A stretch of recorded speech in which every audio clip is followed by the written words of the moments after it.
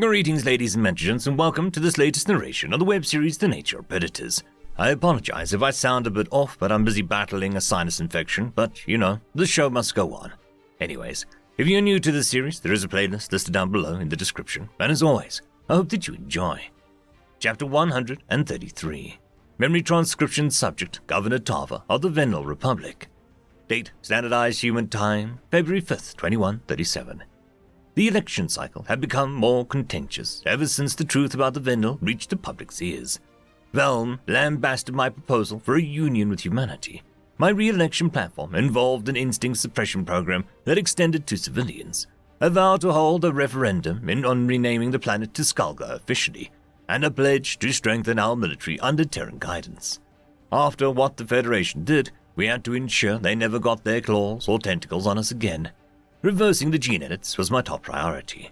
It was too late for the current generation, but Venal born in the future weren't going to be as hobbled and sense-deprived. Funding scientific research was an action I was already taking. The Federation physically weakening and mocking us, stealing our children, outraged the public. Velm was clever, suggesting that Venal didn't want humans having the second crack at our genome. The first debate happened just before I left for the summit, and he claimed that I was making us too dependent on predators we knew for a month. He had stumbled upon a campaign slogan, "No more federations," as I prepared to bring us into a new organization. The polling margins were a few percentage points, with the race neck and neck down the home stretch. Many Venal wanted to stand on their own and pursue an isolationist policy. I didn't know how to tap into that sentiment without violating my core principles. What could I do to give an appearance of keeping humanity at arm's length without actually pushing them away? Right now, my focus was exploring the station that we were docking on with my delegation.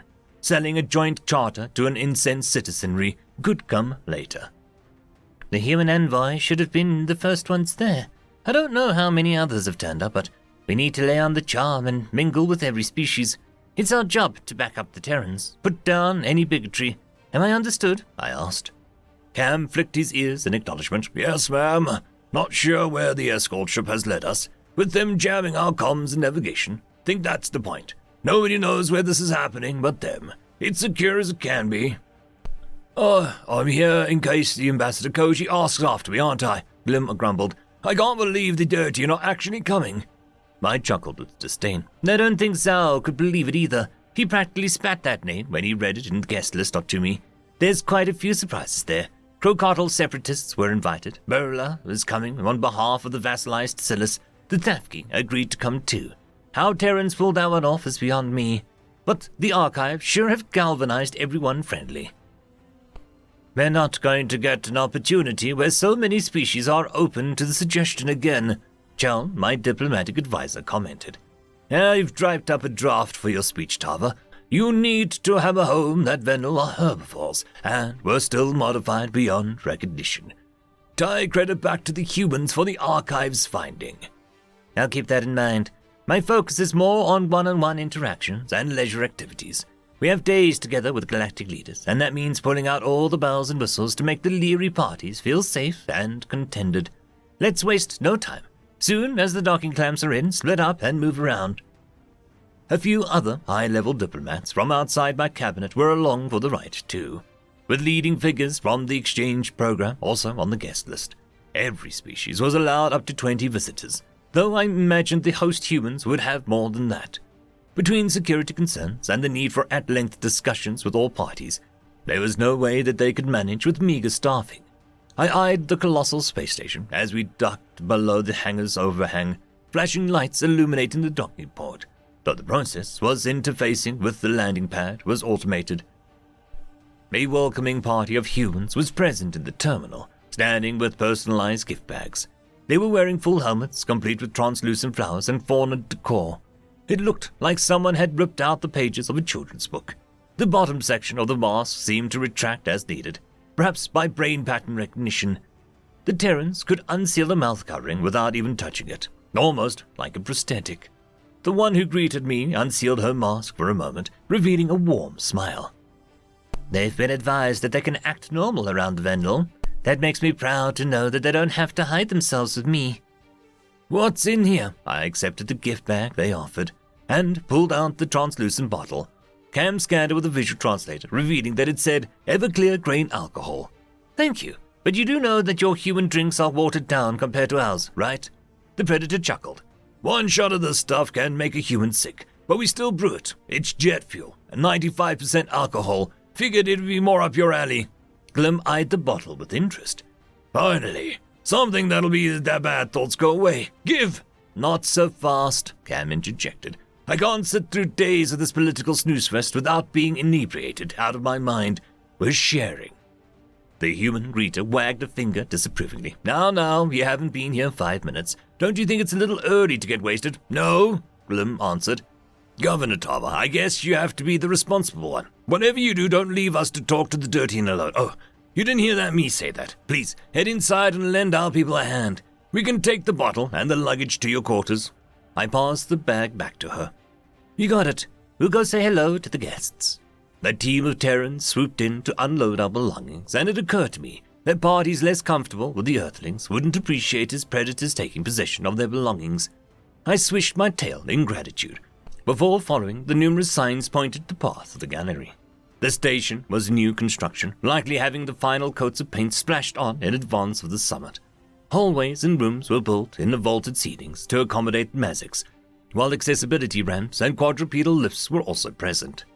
There's no question this was created as a place to host all species. That lends to the assumption that this is a system close to Sol. Hundreds of guests had amassed in the banquet hall, which had a number of tables positioned shy of a stage. Non-alcoholic refreshments and Terran snacks were present, and calming music played throughout the theater. My gaze scanned the social circles that had formed. Human diplomats were chatting it up with various leaders.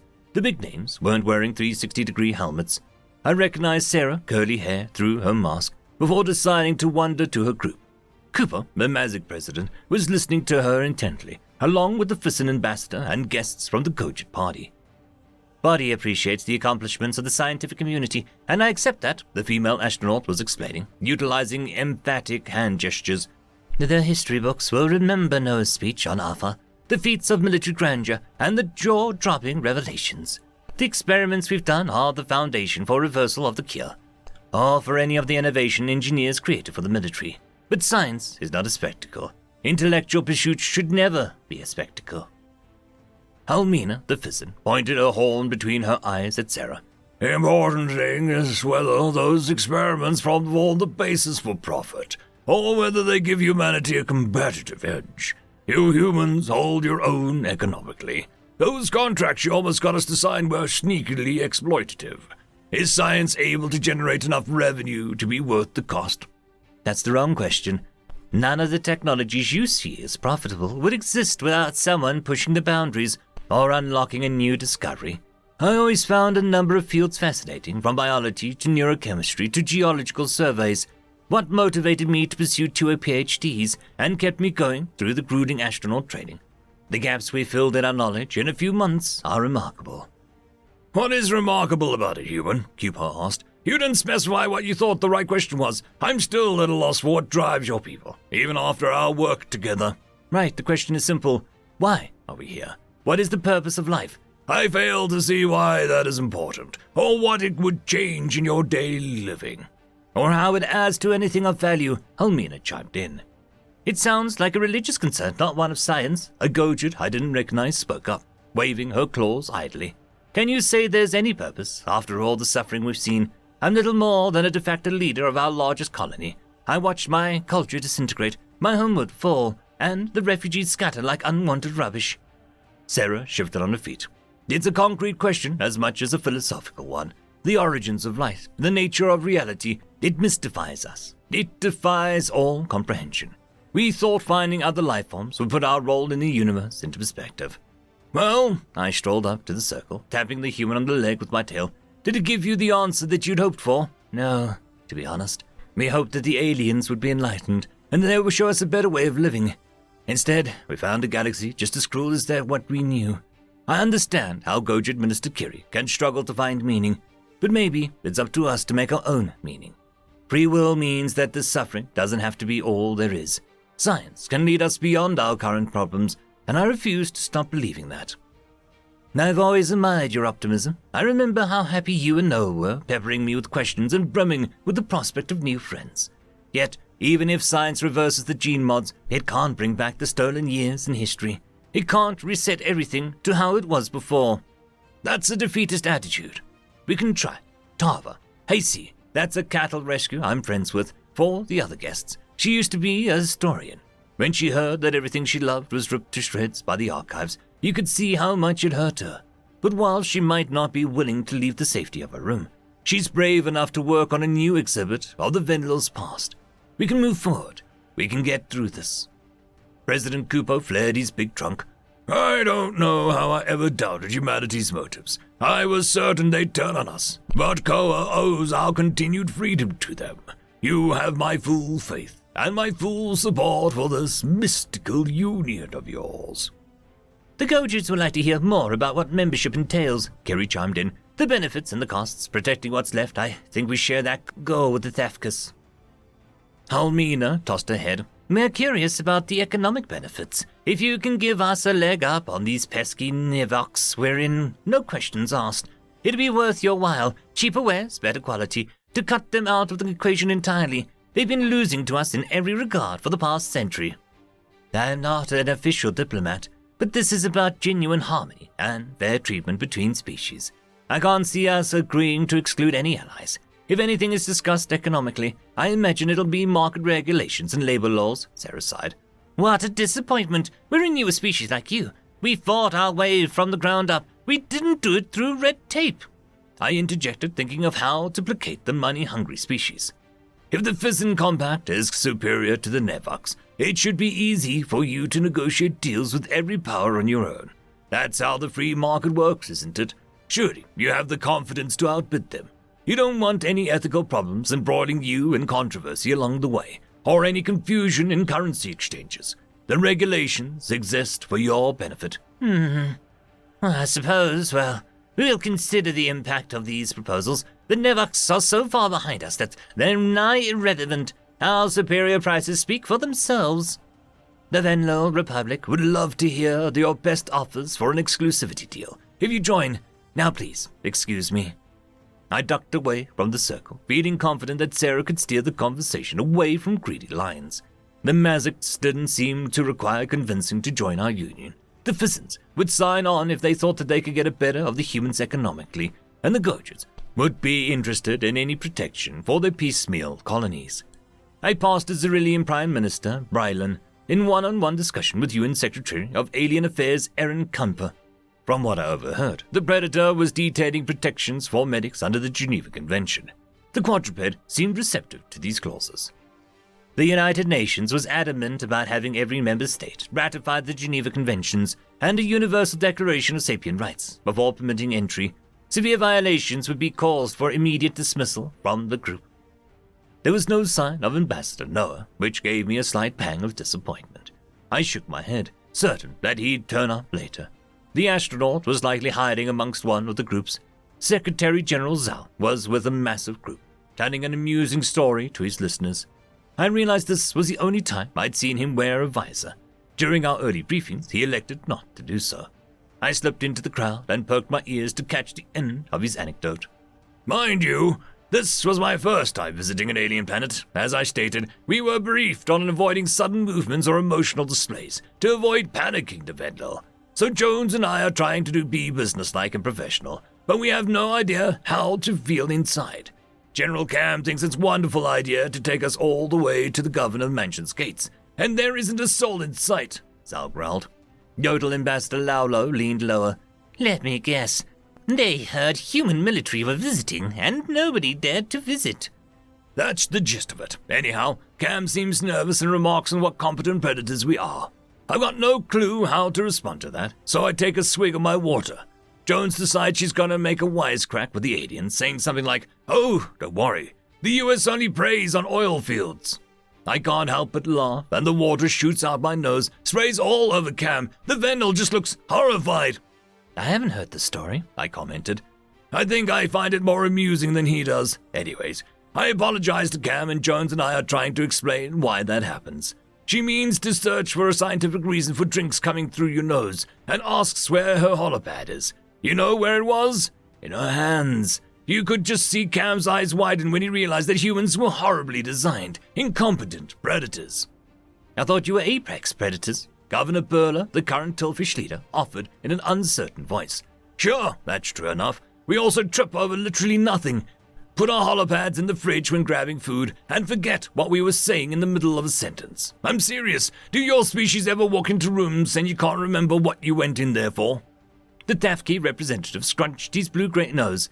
We zone out and forget things, of course, but why would it be tied to walking into rooms for a human? Funny enough, I looked it up, and it might be one of our prey defects. Early humans lived in caves, so predators wouldn't typically lurk at the edge of those thresholds. One theory is that our brains tell us to focus up and search for dangers. I guess our predator wiring isn't that strong, is it?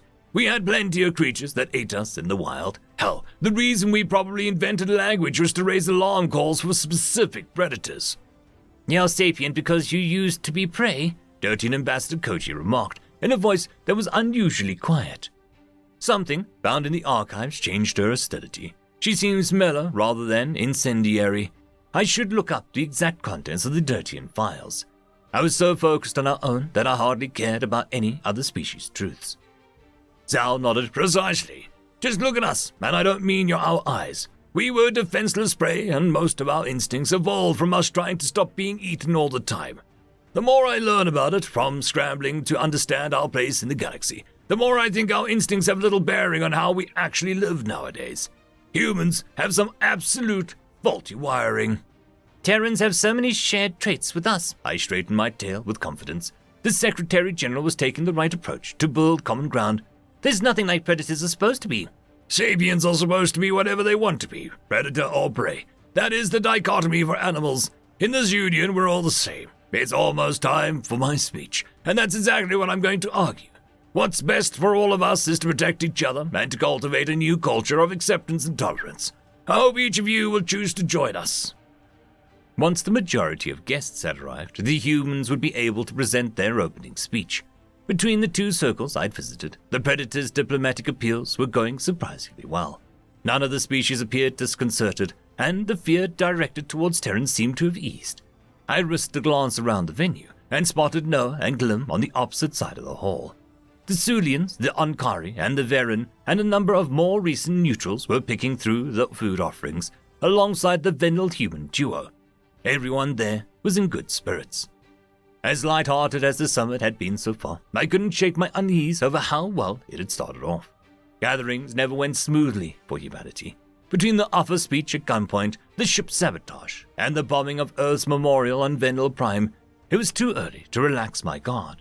My job was to ensure there were no incidents with any of the delegations. The reception to the Predator's initial address should be telling, giving us the estimate on how many species had genuine interest in signing the accord. End of chapter. I'd quickly like to thank the T5 channel members and patrons: Cam Maxwell, Casper Arnholtz, Bushmaster177, Lord Azrakal, Ambrose Cattell, Quantum Wednesday, Dragzoon W.R.E, and Blueberry Cat. Thank you very much for the support. It is super appreciated.